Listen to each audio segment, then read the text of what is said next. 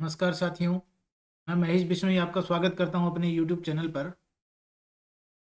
उम्मीद करता हूं कि आप स्वस्थ होंगे, खुशहाल होंगे और आपकी तैयारी जो है बहुत अच्छी चल रही होगी।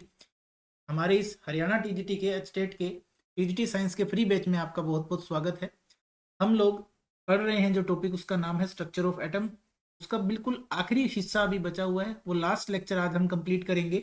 ठीक है, अभी तक हमने जो चीजें पढ़ी हैं उनके बाद हमारे पास जो टॉपिक बचता है उसमें सबसे इंपॉर्टेंट टॉपिक है शेप्स ऑफ एटॉमिक ऑर्बिटल।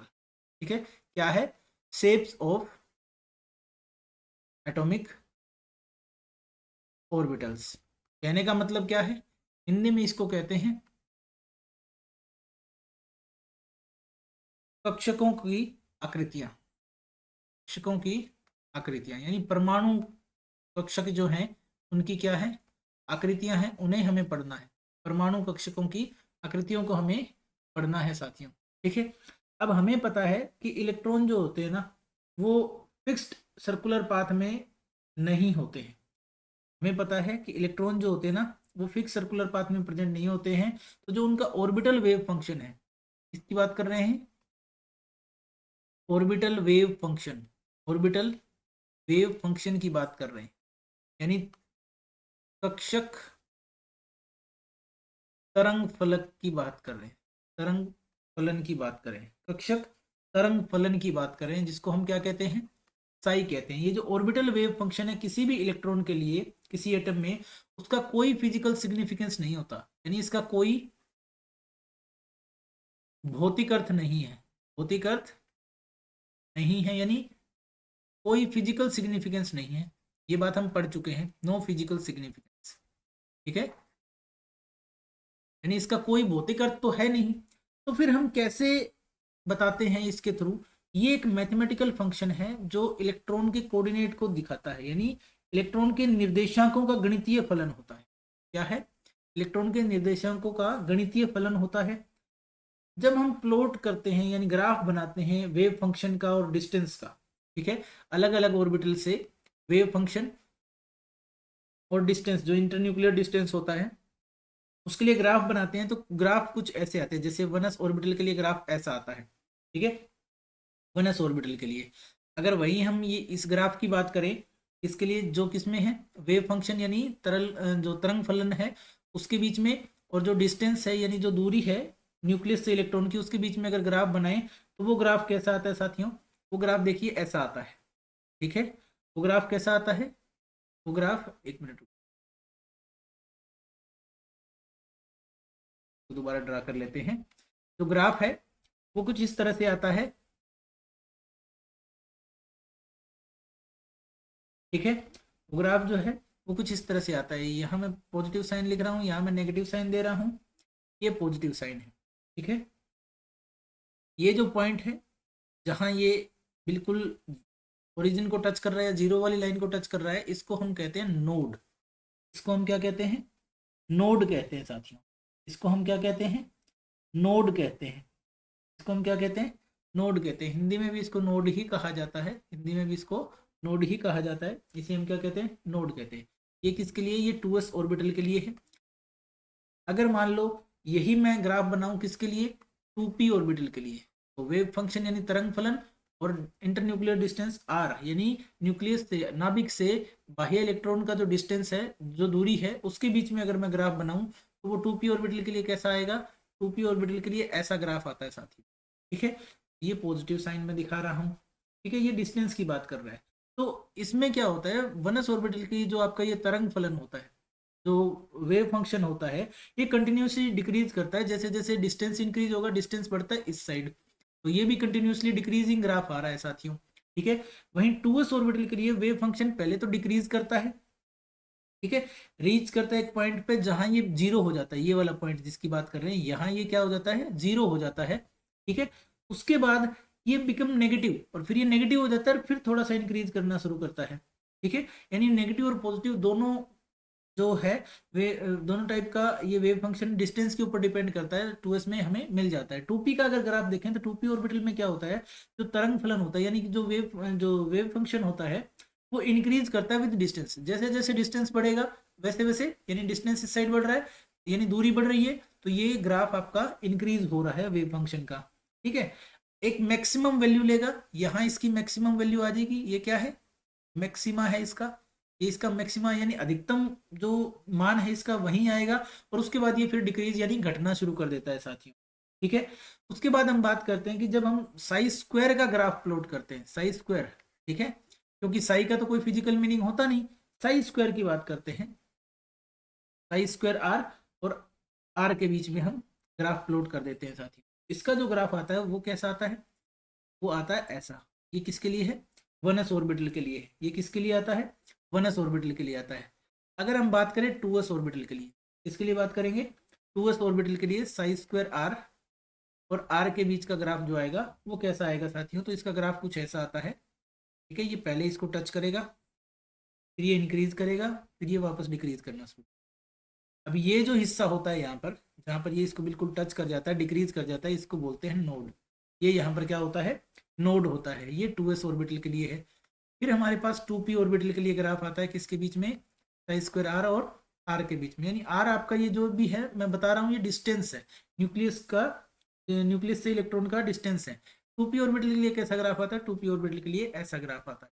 ठीक है, ये 2p के लिए ग्राफ है। ठीक है, ये है साई स्क्वायर का वेरिएशन, यानी जो साई है आपका तरंग फलन है उसके स्क्वायर का वेरिएशन, उसके वर्ग का वेरिएशन जो है, उसके जो बदलाव है वो डिस्टेंस के साथ कैसा आता है। ठीक है, देखो साई स्क्वायर आपको बताता क्या है, ये जो साई स्क्वायर है ये क्या बताता है, probability of finding an electron, probability of finding an electron, finding an electron कहने का मतलब क्या है, इलेक्ट्रॉन के पाए जाने की प्रायिकता को दर्शाता है। इलेक्ट्रॉन के पाए जाने की प्रायिकता को दर्शाता है। किसको दर्शाता है, इलेक्ट्रॉन के पाए जाने की प्रायिकता को दर्शाता है साथी। ठीक है, तो साई स्क्वायर का ग्राफ देखते हैं, तो इस ग्राफ से, पहले ग्राफ से क्लियर है कि प्रोबेबिलिटी है जो फाइंडिंग इलेक्ट्रॉन की वो डिक्रीज करती है अवे फ्रॉम द न्यूक्लियस। जैसे जैसे न्यूक्लियस से दूर जाते हैं प्रोबेबिलिटी जो है फाइंडिंग ऑफ इलेक्ट्रॉन की वो डिक्रीज करती है। ठीक है, अब जहां ये प्रोबेबिलिटी, जहां ये नोड होता है, नोड का मतलब क्या होता है मैं बता, नोड का मतलब होता है probability of finding an electron is zero, probability of finding an electron here is zero, finding an electron at this point is zero, at this point is zero, यानी यहाँ पर इलेक्ट्रॉन के पाए जाने की प्रायिकता कितनी है, जीरो है साथियों। यहाँ पर इस पॉइंट पर जहां नोड दिखाया गया है वहां पर इलेक्ट्रॉन के पाए जाने की प्रायिकता कितनी है, बिल्कुल ही जीरो है, शून्य है साथियों। ठीक है, इसके बाद हम बात करते हैं शेप के बारे में, कि जब ये प्लॉट जब हमने ड्रा करने शुरू किए, उसके बाद जब हमने सॉरी एक्सपेरिमेंटल जो रिजल्ट देखे हैं हमारे, उसके हिसाब से हमने देखे कि जब भी साई स्क्वायर की वैल्यू जो है वो क्या आ जाए, ग्रेटर देन 90% आ जाए।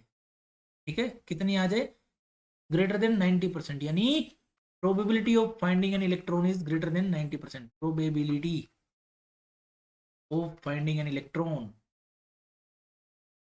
electron is greater than 90%, जब क्या हो वो 90% से ज्यादा हो, तब जो मैक्सिमम शेप होती है हम उसको क्या मान लेते हैं, शेप ऑफ द ऑर्बिटल मान लेते हैं। जैसे उसको हम क्या मान लेते हैं, उसका आकृति मान लेते हैं। जैसे हम पहली बात करते हैं कि एस ऑर्बिटल की शेप कैसी होती है, इसकी बात करेंगे, एस ऑर्बिटल की शेप बात करेंगे साथियों। एस ऑर्बिटल की जो शेप होती है ना वो होती है स्फेरिकल।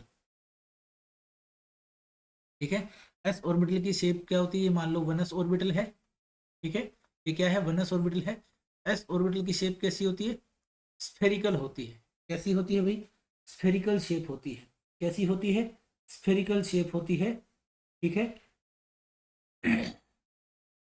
एक गोलाकार शेप होती है, बिल्कुल ही गोलाकार शेप है। ठीक है,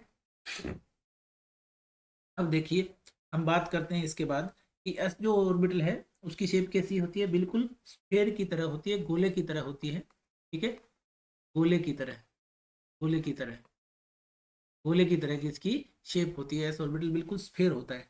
इसको मान लो एनसीईआरटी की बुक में ऐसे डॉटेड डॉटेड लाइन से दिखाया होगा, आप देख लेना चाहे तो। ऐसे ऐसे। ये डॉटेड लाइन का मतलब, ये डॉटेड डॉट्स का मतलब क्या होता है, बिल्कुल ब्लैक ब्लैक कलर के डॉट से दिखाया जाता है। इसका मतलब क्या है, न्यूक्लियस के अराउंड इस डिस्टेंस तक, यानी स्पेस के अंदर मान लो 3 डायमेंशन में। 3 डायमेंशन का मतलब क्या होता है साथियों, 3 डायरेक्शन का मतलब होता है तीनों डायरेक्शन की बात कर रहा है, एक्स एक्सिस, वाई एक्सिस और जेड एक्सिस के लोग। मान लो आपने एक छोटा एलिमेंट ले लिया स्पेस में, वॉल्यूम एलिमेंट ले लिया, जिसको हम डी बोलते हैं, जिसको हम क्या बोलते हैं, डी। ये वॉल्यूम एलिमेंट होता है, ठीक है, वॉल्यूम एलिमेंट होता है स्पेस के अंदर।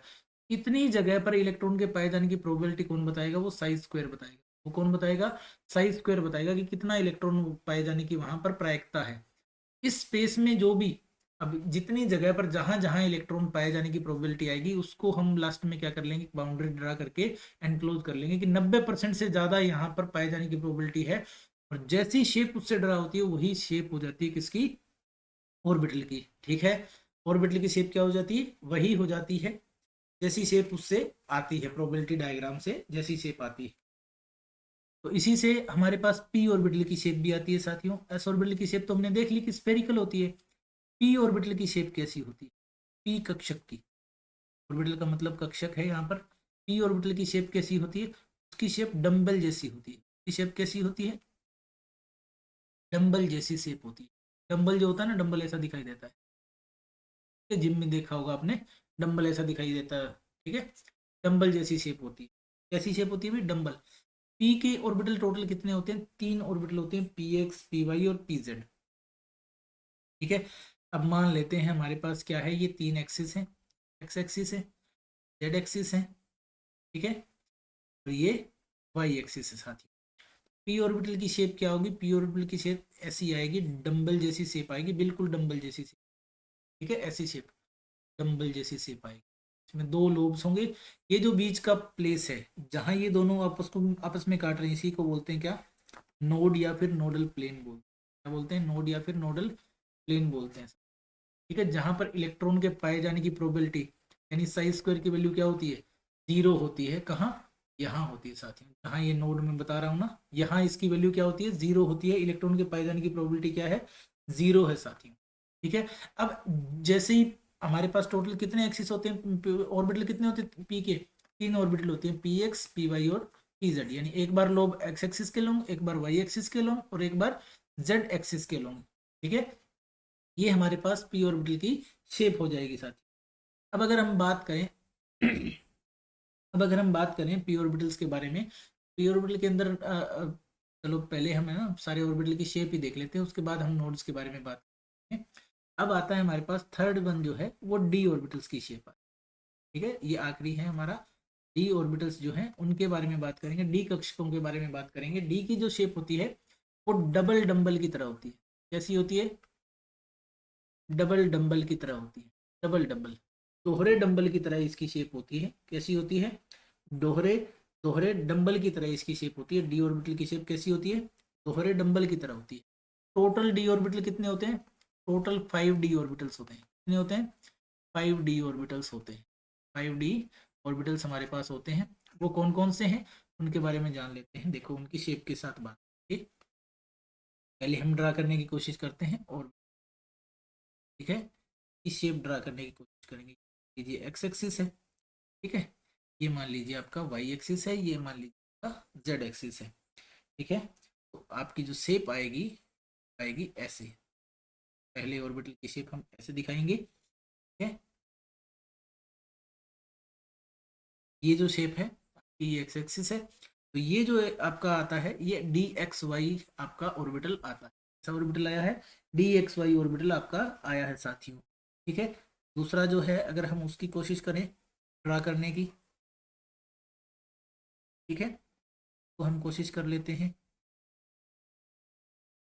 इसके बारे में देखिए, तो इसकी जो शेप आएगी ऐसी आएगी, ठीक है।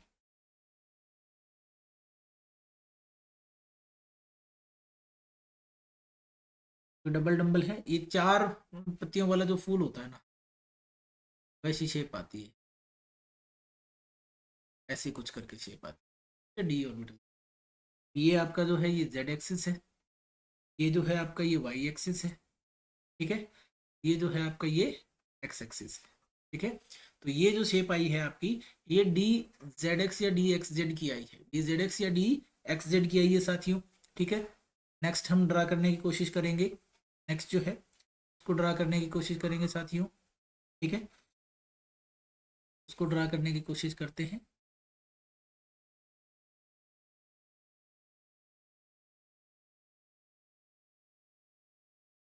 ठीक है, ये जो शेप आई है आपके पास, ये डी वाई जेड ऑर्बिटल की आई है, किसकी आई है, डी वाई जेड ऑर्बिटल की आई है, जिसमें एक्स ये रहा, वाई ये रहा और आपका जेड ऑर्बिटल ये रहा साथियों। ये है पहले तीन, D X Y, D Y Z और डी जेड एक्स, ये तीन ऑर्बिटल हो गए, इनकी शेप हो गई। फिर आता है आपके पास D X square minus Y square और डी जेड स्क्वायर, ठीक है।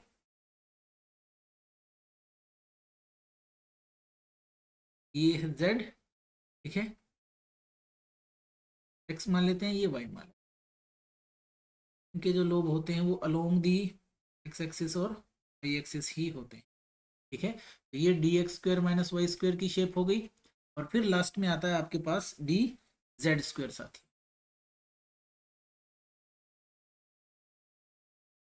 ठीक है।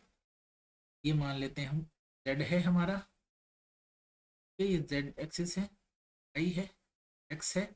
डी जेड स्क्वायर की शेप कैसी आती है, ऐसी आती है। और इसके बाहर क्या होता है, एक नेगेटिव रिंग बनी होती है, इलेक्ट्रॉन डेंसिटी इसके बाहर भी पाई जाती है, एक रिंग बनी होती है इसके अंदर, इसमें इलेक्ट्रॉन डेंसिटी पाई जाती है, इसको डी जेड स्क्वायर ऑर्बिटल, ठीक है। ये तो डी के 5 ऑर्बिटल होते हैं जिनकी शेप हमने देख ली है साथियों। अब हम एक छोटा सा कॉन्सेप्ट है जो मैं यही समझा देता हूँ, यही हम कर लेते हैं, छोटे से कॉन्सेप्ट की बात करते हैं।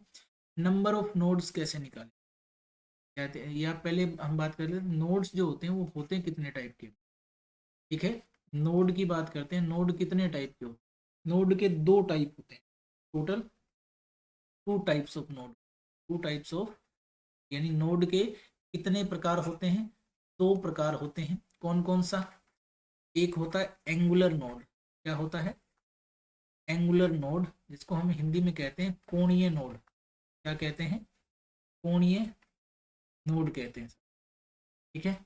और जो दूसरा होता है सेकंड वन जो है वो है आपका रेडियल नोड, वो क्या होता है, रेडियल नोड कहते हैं उसको, रेडियल नोड यानी त्रिज्य नोड, क्या नोड, कौन सा नोड होता है, त्रिज्य नोड होता है, ठीक है। अब एंगुलर नोड और रेडियल नोड में क्या डिफरेंस होता है, ठीक है, दो नोड होते हैं। अब डिफरेंस की बात छोड़िए, सीधी सी बात है, इनको कैलकुलेट कैसे करते हैं वो ज़्यादा इंपॉर्टेंट है। आप एग्जाम पॉइंट ऑफ व्यू से पढ़ रहे हैं तो एंगुलर नोड को कैसे कैलकुलेट करते हैं, ठीक है। तो एंगुलर नोड जो होते हैं वो एल की वैल्यू के बराबर होते हैं, इसके इक्वल होते हैं, इक्वल टू एल, यानी जितना आपका एजिमुथल क्वांटम नंबर की वैल्यू होगी उतना ही आप, उतने ही आपके पास क्या होंगे, एंगुलर नोड। और जो रेडियल नोड होते हैं उनकी वैल्यू होती है N minus L minus one, ठीक है। उनकी वैल्यू क्या होती है, N minus L minus one, ठीक है, N minus L minus one उनकी वैल्यू होती है। यानी त्रिज्य नोड को कैसे निकालेंगे, प्रिंसिपल क्वांटम नंबर, मुख्य क्वांटम संख्या एन से एजिमुथल क्वांटम नंबर एल को माइनस कर देंगे और उसमें से एक घटा देंगे, उसमें से क्या कर देंगे, एक घटा देंगे, तो हमारे पास क्या आ जाएगा, रेडियल नोड आ जाएगा। टोटल नोड कैसे निकाले जाते हैं, total number of node, total number of nodes अगर आपसे पूछ लिया जाए कि टोटल कितने नोड होते हैं, तो वो आपके पास फॉर्मूला जो होता है वो होता है एन माइनस वन, वो क्या होता है, एन माइनस वन होता है। टोटल नंबर ऑफ नोड का फॉर्मूला कितना, N minus one, N minus L minus one कितना, किसका फॉर्मूला, रेडियल नोड का, और एल किसके इक्वल होता है, एंगुलर नोड के इक्वल। एंगुलर नोड कितने होंगे, जितना एल की वैल्यू होगी सर, ठीक है। उसके बाद आता है कि हम इलेक्ट्रॉन्स की एनर्जी को कैसे भरते हैं, मतलब इलेक्ट्रॉन की जो एनर्जी है वो कैसे भरी जाती है कक्षकों में, ठीक है। कक्षकों की ऊर्जाएं क्या है उनके बारे में बात करते हैं, तो हाइड्रोजन एटम के बारे में बात करते हैं, एनर्जीज ऑफ ऑर्बिट, हमारा नेक्स्ट टॉपिक है वो क्या है, एनर्जीज ऑफ ऑर्बिटल्स, जिनके अंदर क्या है, कक्षकों की ऊर्जाएं, कक्षकों की ऊर्जाएं, ठीक है। कक्षकों की ऊर्जाओं के बारे में बात करेंगे, कक्षकों की ऊर्जा है कैसे होती है, कैसे इलेक्ट्रॉन्स को उनके एनर्जी के अकॉर्डिंग भरा जाता है। तो अगर हमारे पास क्या है, सिर्फ हाइड्रोजन एटम की बात करें, पहले किसकी बात करेंगे, हाइड्रोजन एटम की, यानी सिंगल इलेक्ट्रॉन स्पीसीज की बात कर रहे हैं साथ, किसकी बात कर रहे हैं, सिंगल इलेक्ट्रॉन स्पीसीज की बात कर रहे हैं, जिसमें क्या हो, जो कैसी होती हैं, एकल इलेक्ट्रॉन प्रजातियां जो होती हैं उनकी बात कर रहे हैं। एकल इलेक्ट्रॉन वाली जो प्रजातियां हैं उनकी बात कर रहे हैं, जिनके अंदर सिर्फ 1 इलेक्ट्रॉन है। तो जो भी सिस्टम होते हैं 1 इलेक्ट्रॉन के अंदर, उनके अंदर जो एनर्जी होती है ऑफ इलेक्ट्रॉन की, energy of electron depends only on the value of principal quantum number n। Principal quantum number जिसको हम क्या कहते हैं, n। यानी सिर्फ n के ऊपर ऊर्जा की जो मात्रा है, जो ऊर्जा का मान है, वो किसके ऊपर डिपेंड करता है, किसके ऊपर वो आश्रित है, वो सिर्फ मुख्य क्वांटम संख्या n के ऊपर आश्रित है। साथ इसके ऊपर सिर्फ मुख्य क्वांटम संख्या n के ऊपर आश्रित होता है। ठीक है, जैसे जैसे n की वैल्यू इंक्रीज होती है वैसे वैसे एनर्जी भी इंक्रीज होती है, यानी एनर्जी डायरेक्टली प्रोपोर्शनल किसकी होती है, n की। ठीक है, एग्जाम्पल के लिए अगर मैं बात करूं तो 1s ऑर्बिटल की एनर्जी सबसे कम, फिर 2s की आएगी, जिसकी वैल्यू किसके इक्वल होती है, ये हाइड्रोजन एटम के लिए लिख रहा हूँ सारी बस, 2p के इक्वल, फिर 3s equal to 3p equal to 3d, फिर 4s which is equal to 4p which is equal to 4d which is equal to में 4f एंड सो ऑन, ऐसे ही चलती चली जाएंगी। अब याद रखना, देखो सेम क्वांटम नंबर सेम होना चाहिए बस, कक्षक कोई भी हो, एस पी डी कोई भी हो, ऑर्बिटल कोई भी हो, एस पी डी कोई भी हो, क्वांटम नंबर सेम है अगर हाइड्रोजन एटम में, तो उनकी एनर्जी क्या रहेगी, सेम रहेगी। जबकि मल्टी इलेक्ट्रॉन सिस्टम जो होते हैं, दूसरा कौन सा है, multi electron system, multi electron species जो है, ठीक है, एक से ज्यादा इलेक्ट्रॉन वाली जो प्रजातियां हैं उनके बारे में बात कर रहे हैं, जिनके अंदर एक से ज्यादा इलेक्ट्रॉन होते हैं, उनके अंदर जो एनर्जी जो है, energy depends on n as well as l, यानी प्रिंसिपल क्वांटम नंबर n के ऊपर भी डिपेंड करती है और l यानी एजीमुथल क्वांटम नंबर l के ऊपर भी डिपेंड करती है। इसीलिए उनके अंदर जो है ना एनर्जी जो है वो भरी जाती है किसके हिसाब से, इन दोनों के हिसाब से भरी जाती है, n और l दोनों के हिसाब से एनर्जी मान लो डिसाइड की जाती है कि एनर्जी क्या होगी ऑर्बिटल्स की, वो n और l दोनों के हिसाब से ही डिसाइड होती है। ठीक है, किस पे डिपेंड करती है, एनर्जी इलेक्ट्रॉन की डिपेंड करती है कि वो कौन सी सबसेल में प्रेजेंट है। इसके लिए एक रूल दिया गया है जिसको बोलते हैं बोरबरी रूल या फिर n+l रूल। अब हम बात करते हैं किसकी, बोरबरी रूल, या फिर और हम इसको क्या कहते हैं, n+l रूल, n+l रूल यानी बोहरबरी का नियम। ठीक है, बोरबरी का नियम या फिर n+l नियम, इसको हम कहते हैं। ठीक है, बोरबरी रूल या फिर n+n नियम, ये इंपॉर्टेंट चीज है, पहले ही बता रहा हूं ये क्या है, इंपॉर्टेंट चीज है। अब जैसे मान लो ये रूल क्या कहता है, पहली बात, जिस ऑर्बिटल की एनर्जी या जिस ऑर्बिटल की वैल्यू n+l वैल्यू जो होगी वो लोअर होगी, उसी की एनर्जी भी लोअर होगी। ठीक है, तो ये क्या कहता है, the orbital with lower n+l value has lower energy. ठीक है, हैज लोअर एनर्जी, यानी जिस कक्षक की, जिस कक्षक के लिए, जिस कक्षक का n+l मान कम होगा उसकी ऊर्जा भी कम होगी, उसकी ऊर्जा भी कम होगी, यानी जिस कक्षक का n+l मान कम होगा उसकी ऊर्जा भी कम होगी। एग्जाम्पल दे लेते हैं, एग्जाम्पल हम देख लेते हैं साथियों। ठीक है, एग्जाम्पल देख लेते हैं। एग्जाम्पल क्या है हमारे पास, एक तो है 4s ऑर्बिटल और दूसरा हमारे पास क्या है 3d ऑर्बिटल मान लेते हैं। तो 4s के लिए n की वैल्यू कितनी, 4, और l की वैल्यू कितनी है, l की वैल्यू है 0, और 3d के लिए n की वैल्यू 3, l की वैल्यू 2। तो यहाँ n+l की वैल्यू आई हमारे पास 4, 4+0 कितनी आई 4, 4s के लिए। 3d के लिए n+l की वैल्यू कितनी आएगी साथियों, ये 3+2 किसके इक्वल आएगी, 5 के इक्वल आएगी। ठीक है, 3+2 किसके इक्वल आएगी, 5 के इक्वल आएगी। अब ये वैल्यू आई 5 के इक्वल, ये वैल्यू आई 4 के इक्वल, तो n+l की वैल्यू लोअर किसकी, इसकी, तो इसकी एनर्जी लोअर होगी, इसकी एनर्जी हायर रहेगी साथियों, ठीक है। एनर्जी लोअर एंड हायर रहेगी इन दोनों की, ध्यान से देख लें।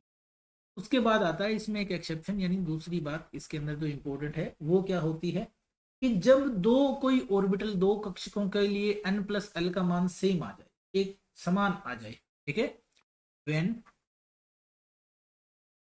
Two orbitals possess same value of n plus L, ठीक है, then orbital having then orbital having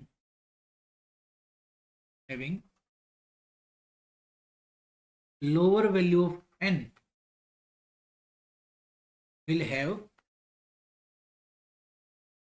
lower energy, ठीक है। Orbital having lower value of n will have lower energy, यानी अगर कभी भी कोई दो कक्षकों के लिए n प्लस एल का मान सेम आ जाए, अगर किन्हीं दो कक्षकों के लिए, किन्हीं दो कक्षकों के लिए n प्लस एल का मान समान आए, तो किन्हीं दो कक्षकों के लिए n प्लस एल का मान समान आए, तो उस कक्षक की ऊर्जा कम होगी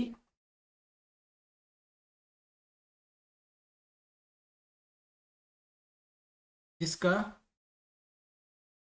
n का मान कम होगा, ठीक है। यानी मुख्य क्वांटम संख्या का मान जिसका कम होगा उसी की वैल्यू लोअर होगी। एग्जाम्पल के लिए मैं बता देता हूँ, तो इसके लिए एग्जाम्पल क्या है, एक तो 2s ऑर्बिटल मान लेते हैं, और सॉरी 2p ऑर्बिटल मान लेते हैं, और दूसरा 3s ऑर्बिटल।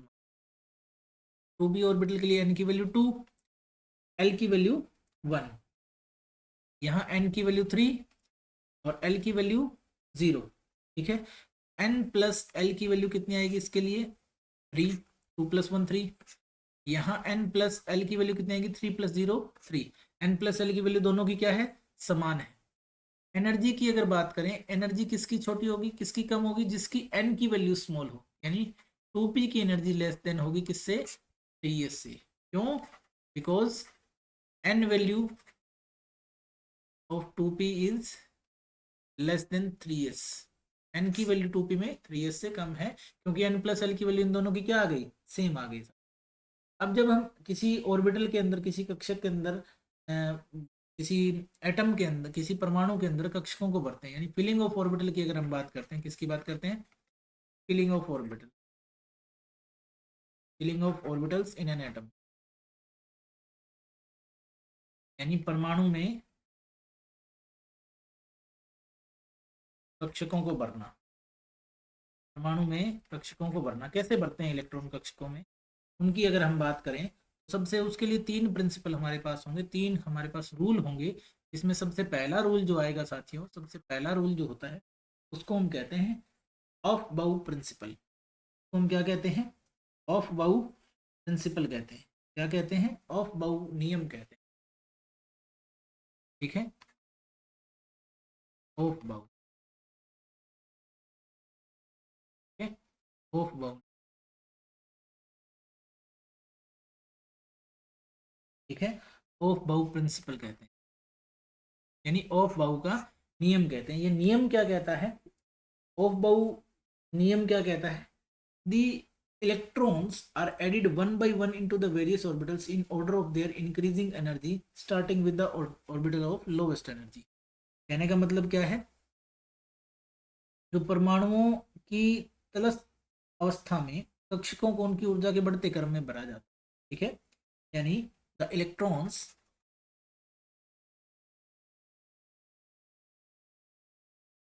या फिर हम कह सकते हैं इलेक्ट्रॉन्स आर एडेड की जगह हम क्या लिखेंगे, उसी बात को लिखेंगे जो कि हमारे लिए कहने का मतलब है, द ऑर्बिटल्स आर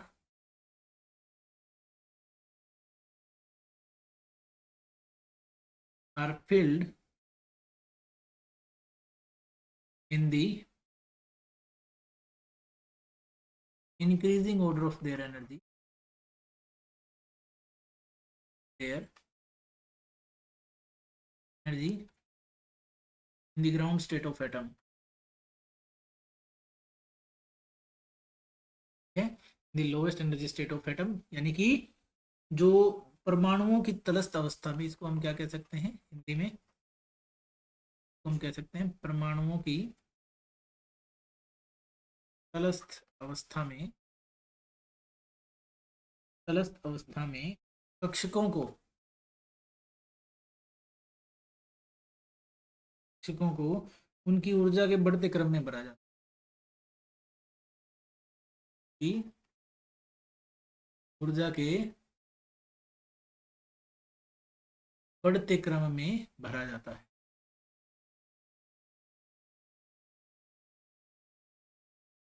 ठीक है, यानी इंक्रीजिंग ऑर्डर ऑफ एनर्जी में भरा जाएगा।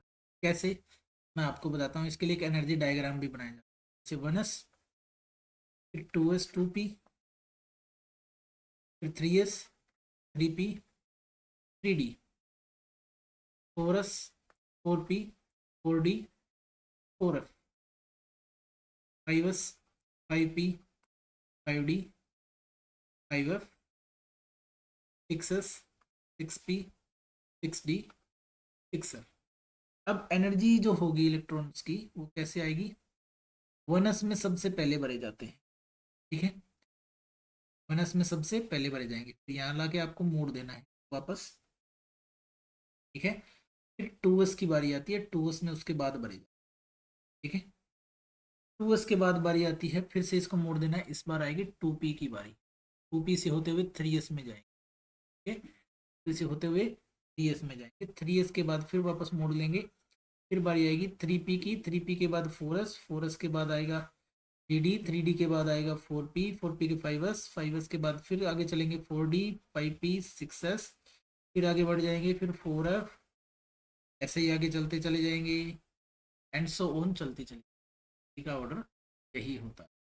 ठीक है, जिस ऑर्डर में हमने इस एरो को घुमाया है, इस लाइन को घुमाया है, उसी ऑर्डर में हमारे क्या भरे जाएंगे, ऑर्बिटल्स भरे जाएंगे, यानी इलेक्ट्रॉन्स इसी ऑर्डर में भरे जाएंगे। हम इनको लिखना चाहे तो हम ऐसे लिख सकते हैं, 1s से ज़्यादा एनर्जी किसकी, 2s, 2s से फिर p, फिर 3s, फिर 3p, फिर 4s, फिर 3d, फिर 4p के बाद 5s, 5s के बाद कौन आएगा, 5s के बाद आएगा हमारे पास 4d, 4d के बाद में आएगा हमारे पास 5p, 5p के बाद में हमारे पास आएगा 6s, 6s के बाद आएगा हमारे पास 4f, 6s के बाद कौन आएगा 4f, 4f के बाद आएगा 5d।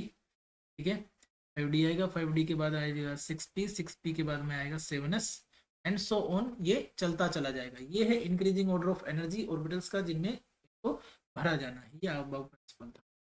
फिर हमारे पास आता है सेकंड लॉ। ठीक है, सेकंड लॉ जो है तो हम कहते हैं पाउली एक्सक्लूजन प्रिंसिपल, तो हम क्या कहते हैं, पाउली एक्सक्लूजन प्रिंसिपल। ठीक है, पाउली एक्सक्लूजन प्रिंसिपल, यानी पाउली का अपवर्जन सिद्धांत, पाउली का अपवर्जन सिद्धांत है साथियों। क्या है, पाउली का अपवर्जन सिद्धांत। अब ये जो नियम क्या कहता है, इस नियम की सीधी सी बात क्या है, no two electrons in an atom, no two electrons in an atom can have the same set of, can have the same set of four quantum numbers, four quantum। ठीक है, फोर क्वांटम नंबर का same set की इनके पास नहीं हो सकता। कहने का मतलब क्या है, किसी परमाणु में उपस्थित, हिंदी में कैसे लिखेंगे, किसी परमाणु में उपस्थित, किसी परमाणु में उपस्थित दो इलेक्ट्रॉनों की, दो इलेक्ट्रॉन की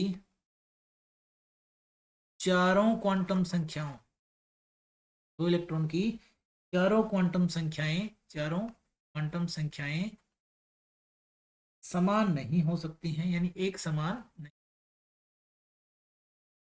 एक समान नहीं हो सकती,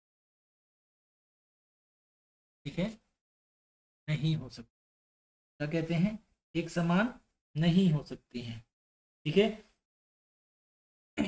अगर हम इसके बारे में बात करें, अगर इसको कह सकते हैं कि इसको क्या कहेंगे कि किसी ऑर्बिटल में मैक्सिमम कितने इलेक्ट्रॉन आ सकते हैं, 2 इलेक्ट्रॉन आ सकते हैं, और दोनों के प्रकरण क्या होने चाहिए, इसमें प्रचक्रण विपरीत होने चाहिए। इसका मतलब क्या है, maximum of 2 electrons can be filled in an electron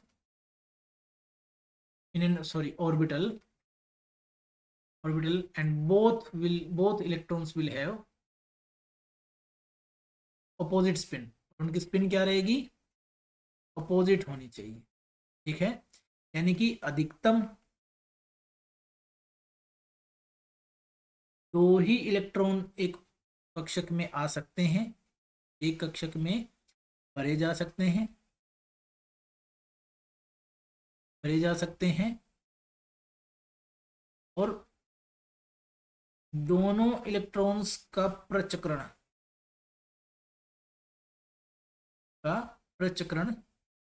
विपरीत हो, कैसा होना चाहिए, विपरीत होना, दोनों का प्रचक्रण यानी दोनों की स्पिन कैसी होनी चाहिए, अपोजिट होनी चाहिए साथी, दोनों की स्पिन कैसी होनी चाहिए, अपोजिट होनी चाहिए। यानी एक इलेक्ट्रॉन की स्पिन अगर एस है, मतलब एक इलेक्ट्रॉन की स्पिन, जैसे मान लो ये एक ऑर्बिटल है, ठीक है, ये मान लो एक 1s ऑर्बिटल है, इसमें 2 इलेक्ट्रॉन भरे जाने हैं। अगर एक इलेक्ट्रॉन की स्पिन को मैं ऊपर की तरफ दिखाता हूँ यानी प्लस हाफ दिखाता हूँ, तो दूसरे की माइनस हाफ दिखाएंगे, यानी प्लस हाफ दूसरे की कैसी होगी, माइनस हाफ। 2 ही आ सकते हैं मैक्सिमम एक ऑर्बिटल में, और दोनों की स्पिन क्या रहनी चाहिए, अपोजिट होनी चाहिए, विपरीत होनी चाहिए, ठीक है, प्रचक्रण विपरीत होना चाहिए।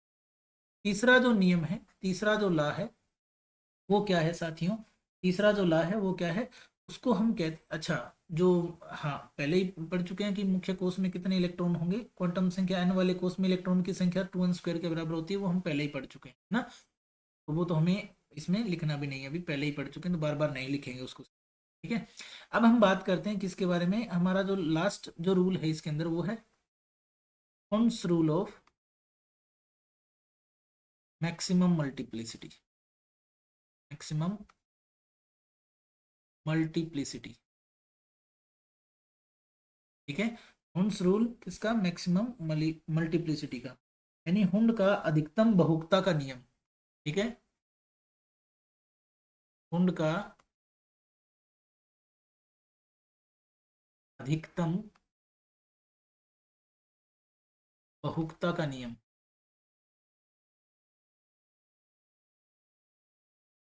हुंड का अधिकतम बहुगता का नियम जो है उसके बारे में हम बात करेंगे, ठीक है।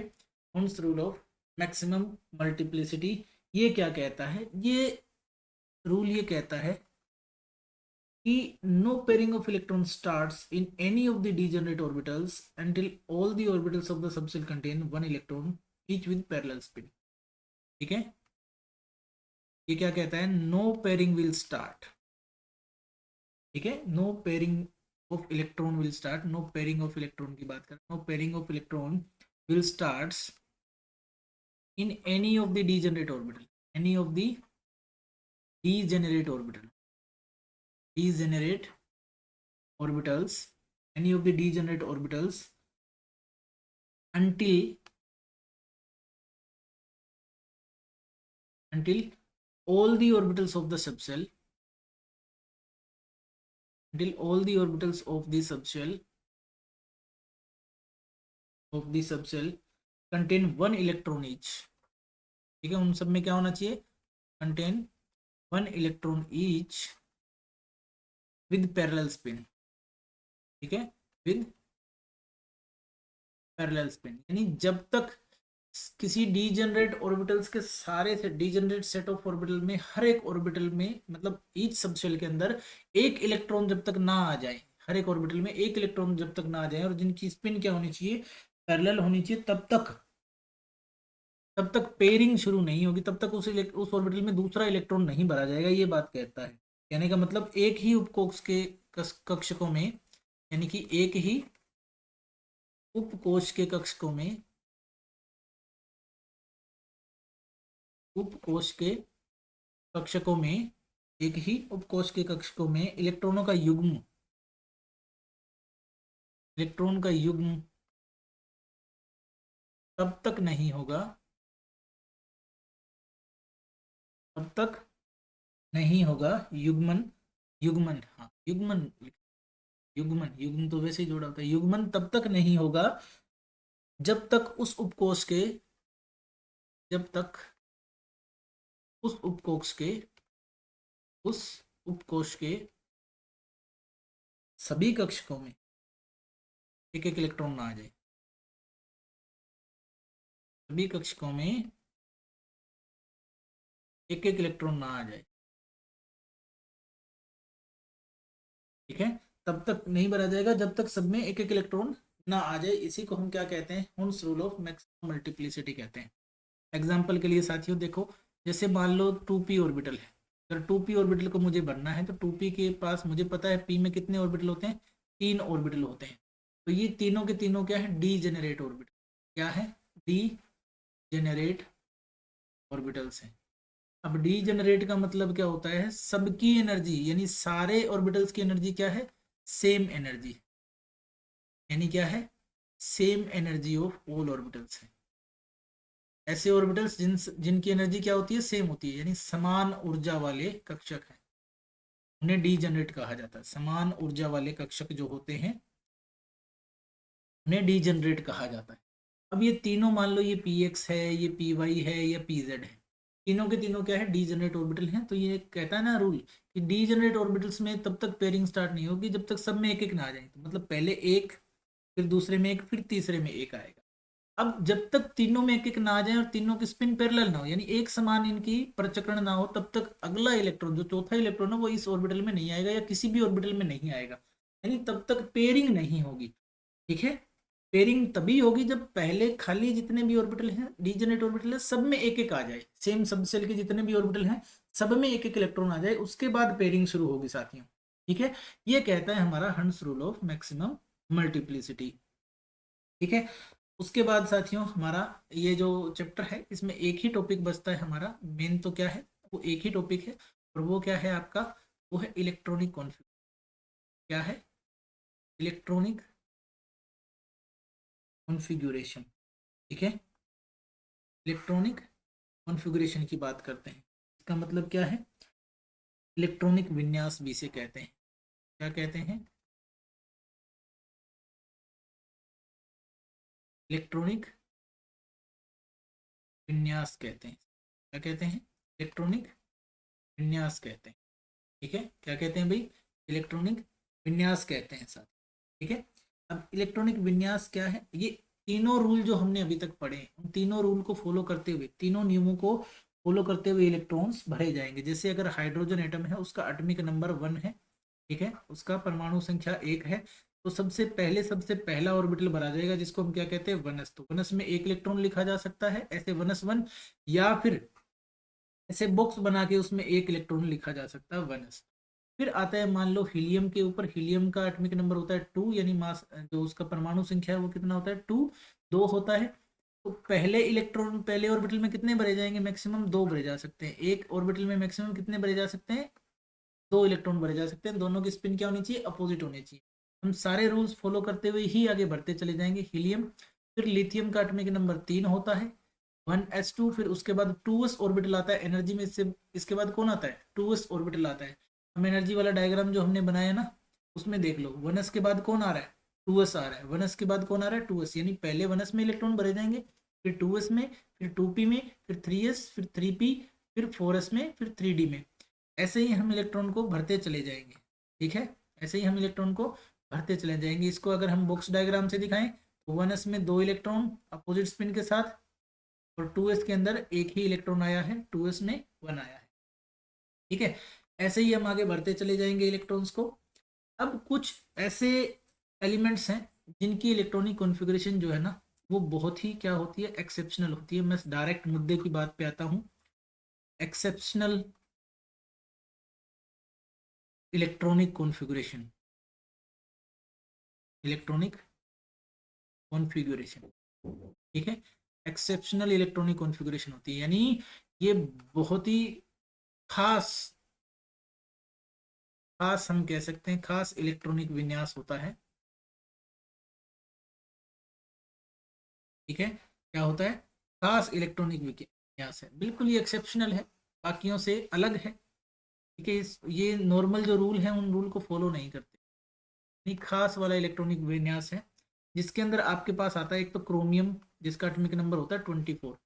इसकी इलेक्ट्रॉनिक कॉन्फ़िगरेशन होनी क्या चाहिए थी? 24 है, तो हम ऐसे भरते हैं 1s में 2, 2s में 2, फिर 2p में 6, 10 हो गए, फिर 3s में 2, 3p में 6, 6 आ गए, 10 और 8 18 हो गए।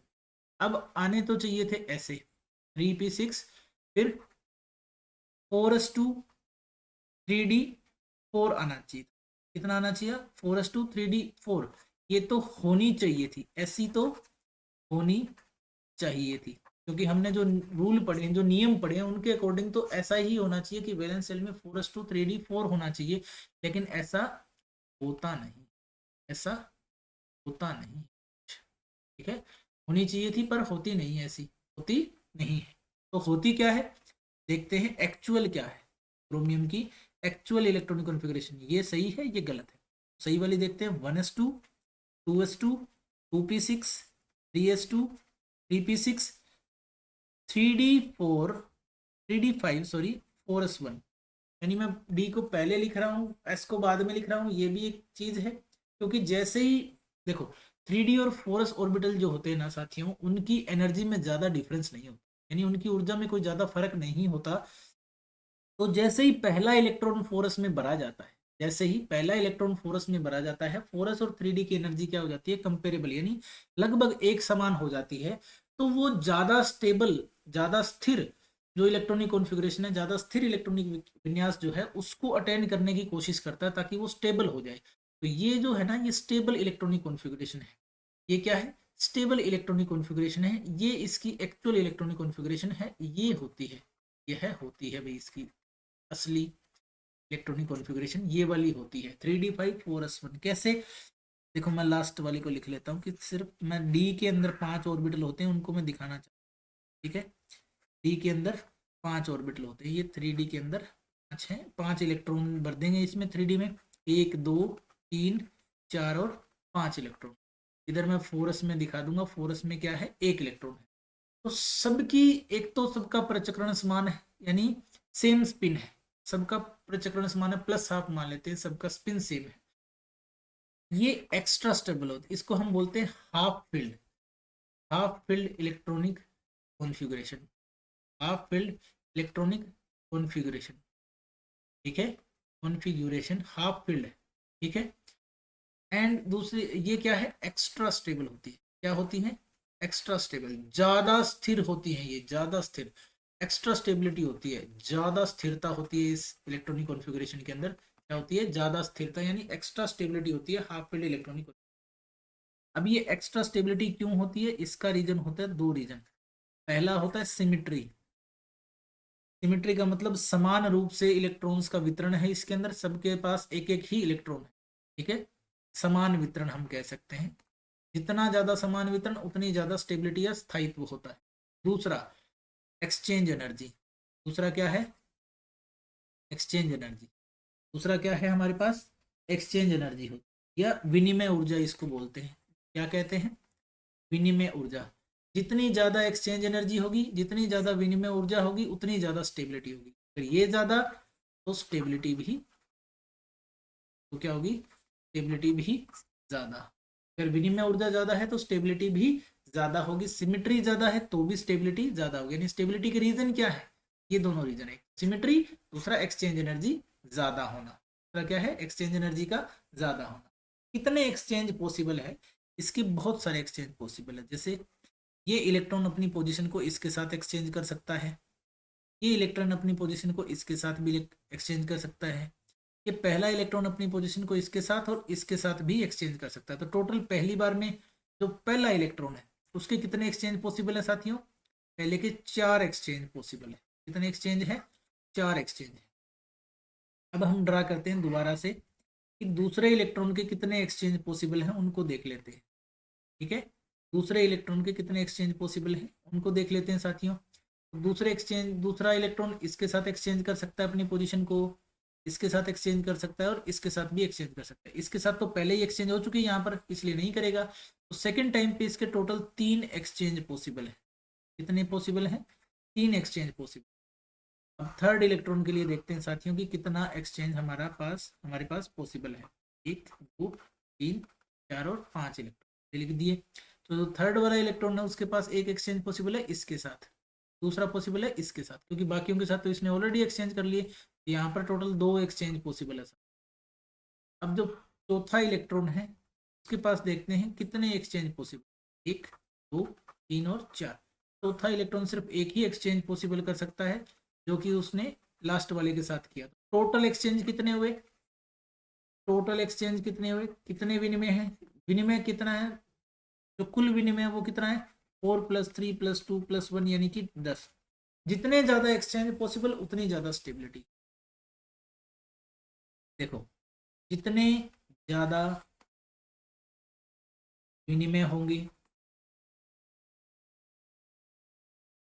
उतनी स्थिरता ज्यादा होगी, उतनी ही स्थिरता ज्यादा होगी, स्थिरता ज्यादा होगी साथियों। ठीक है, यानी जितने नंबर ऑफ एक्सचेंज ज्यादा उतनी ही स्टेबिलिटी भी आपकी ज्यादा ही होगी। ठीक है, सेम रीजन है कि जो आपका कॉपर जो है, ठीक है, उसकी भी इलेक्ट्रॉनिक कॉन्फ़िगरेशन क्या रहती है? एक्सेप्शनल रहती है। सेम रीजन के लिए किसकी एक्सेप्शनल रहती है? कॉपर की इलेक्ट्रॉनिक कॉन्फ़िगरेशन जो है वो एक्सेप्शनल रहती है। कॉपर एटॉमिक नंबर जिसका होता है 29। अगर हम इसकी इलेक्ट्रॉनिक कॉन्फ़िगरेशन लिखना चाहें 1s2 2s2 2p6 3s2 3p6, उसके बाद आएगा 3d होनी चाहिए थी कितनी? 3d9 4s2 होनी चाहिए थी। ये क्या होनी चाहिए थी? ये तो ऐसी होनी चाहिए थी। ठीक है, पर होती नहीं है, पर होती नहीं है। एक्चुअल में क्या होती है वो देखते हैं। ये नहीं होगी। कॉपर 29 की एक्चुअल में क्या होती है साथियों, उसको देख लेते हैं हम। 1s2 2s2 2p6 3s2 3p6 फिर 3d10 4s1। ये होती है एक्चुअल इलेक्ट्रॉनिक कॉन्फ़िगरेशन। ये होती है भाई, एक्चुअल ये है। ठीक है, ये वाली होती है। ऐसा क्यों? देखो, रीजन वही है, एक्सचेंज एनर्जी और समान वितरण। ठीक है, समान वितरण, सिमेट्रिकल डिस्ट्रीब्यूशन ऑफ इलेक्ट्रॉन और एक्सचेंज एनर्जी, वही इसके लिए जिम्मेदार है। क्यों? देखते हैं। देखो, डी के अंदर टोटल 5 ऑर्बिटल होते हैं 3d के अंदर। 3d10 अगर हम लिखना चाहते हैं 1 2 3 4 5 6 7 8 10 इलेक्ट्रॉन आ गए। 4s है, उसके अंदर हाफ फील्ड है, 1 इलेक्ट्रॉन। एक्स्ट्रा स्टेबिलिटी है, इसके पास भी क्या है? एक्स्ट्रा स्टेबिलिटी है। एक पॉइंट यहाँ से क्या आता है मेन, कि फुल्ली फील्ड, पूरी तरह से भरे हुए, fully filled and half filled. Half filled electronic configurations are extra stable. क्या होती हैं? एक्स्ट्रा स्टेबल होती, ज्यादा स्थिर होती, के पास अधिक स्थिरता होती है। ठीक है, वो क्या होते हैं? अधिक स्थिरता होती है। ठीक है, ये इनका स्थायित्व है, ज्यादा स्थायित्व होता है इनके अंदर इलेक्ट्रॉनिक कॉन्फ़िगरेशन में। साथियों, इसी के साथ हमारा स्टेट ऑफ जो स्ट्रक्चर ऑफ जो एटम है चैप्टर है, या जो हमारा यूनिट है स्ट्रक्चर ऑफ एटम वाली, वो इसी के साथ हमारी कंप्लीट हो जाती है, पूरी हो जाती है। इसके बाद हम मिलेंगे एक नए टॉपिक के साथ। तब तक आप इसके क्वेश्चंस को प्रैक्टिस कीजिए और जितने ज़्यादा हो सकते हैं प्रीवियस ईयर के क्वेश्चन को आप प्रैक्टिस कीजिए। मिलेंगे नेक्स्ट वीडियो में, तब तक के लिए धन्यवाद साथियों। Thank you very much.